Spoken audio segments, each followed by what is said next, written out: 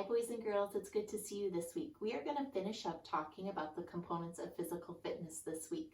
When we were at Newfield together, we talked about the health-related components of fitness, which we talked about endurance, strength, and flexibility. And since we've started remote learning at home, we've been discussing the skill-related parts of physical fitness, the ones written in blue. And that's agility, speed, balance, coordination, reaction time, which we talked about last week, and now we're going to finish up with power. And power is a good one to finish up with because it actually combines two components we've already talked about. Combines strength and speed. Remember, strength is the ability of your muscle to exert maximum force. Think about when you're doing push-ups, that's a strength exercise, or pull-ups. And then we talked about speed a couple weeks ago, and that's the ability to do something very quickly. So when you put those two together, you get power. So I think about power as an equation, kind of.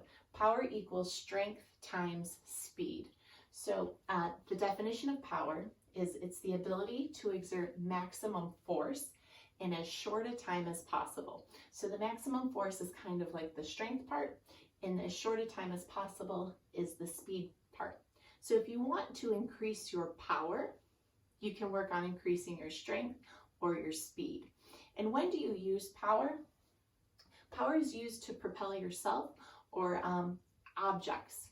So think about all the different games and activities that you use when you want to propel yourself, like accelerating. So in a lot of track and field events, sprints, hurdles, or an object, when you want to throw a shot put or a discus, you propel your hand and your arm when you're boxing, or in football, or in baseball or softball, you're propelling objects. So we use power quite a bit. And this week you're going to do the standing broad jump to measure your power, which is a horizontal jump. And all you'll need for this, if you have a tape measure, that's great. If not, you can use your feet to measure how far you can jump. It's going to be a horizontal jump, so you'll just need a little bit of space. And we're going to go over the mechanics together with some visuals in a few minutes. But remember, when you're horizontally jumping, you want to combine all the parts of your body to get the best jump that you can. So you're not just going to be jumping with your legs, you're going to also be using your arms when you do the standing broad jump.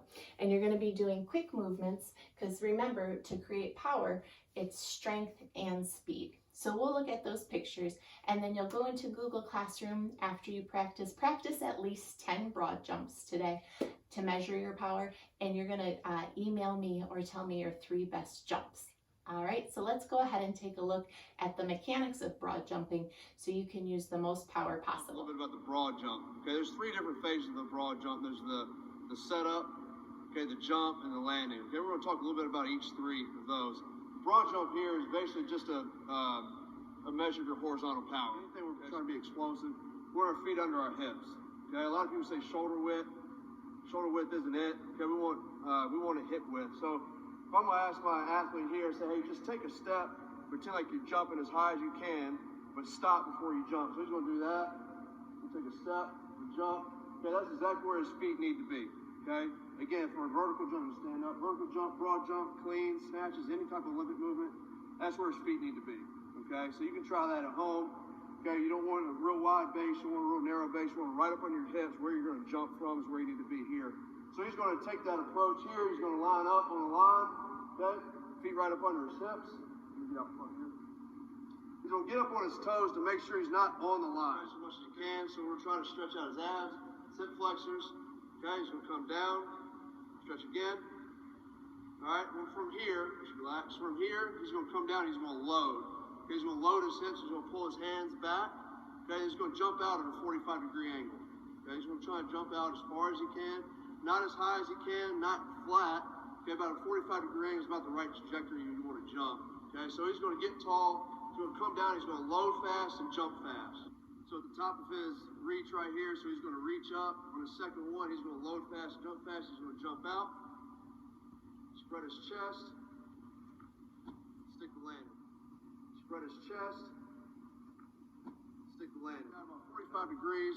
Okay, at the top of his jump, okay, he's going to spread his chest. He's going to pull his knees up. Okay, he's going to start reaching his legs out. Okay, that's one of the phases of the jump, the broad jump. a lot of people don't do correctly. Okay, you would spread your chest. Think about long jumpers, triple jumpers in the Olympics. They spread their chest, they pull, they cycle their legs through, and they're starting to reach for the ground. Okay, so we're going to do the same thing here. He's going to reach for the ground here on his jump. And when he lands, guys, he's going to stick his landing. He's going to stick it in a really, really deep squat. You get a couple more inches out of it. If you land in a deep squat, as you will if you land above parallel. Okay, so he's going to try it again. So he's going to reach up. He's going to load fast, jump out. Good. Notice how deep he is in his landing. Get back down there, please. Okay, notice his hips are below his knees. Okay, he's in a good position. He's not going anywhere from there. He's going to stand up. Okay, the recorder is going to mark from his back foot. Okay, so from his back foot, his furthest foot back. Tell him what he got. He's going to walk away and get out. Okay, make sure it's not really stretch. Okay, load, jump, land, stand up. We'll record from his back foot. That's it. Okay, so next time you do broad jump, try to incorporate all three of those phases into your training. Again, it's a great exercise, not only for power, but for speed as well. So try it next time, see what you think. In this clip, you see the student putting his toes at the very edge of the line, bending his knees, using his arms to create more power, and then he sticks the landing. And when you measure your distance, you measure from where your toes were to where your heels, the back of where your heels landed. And he just jumped 6 feet, 8 inches.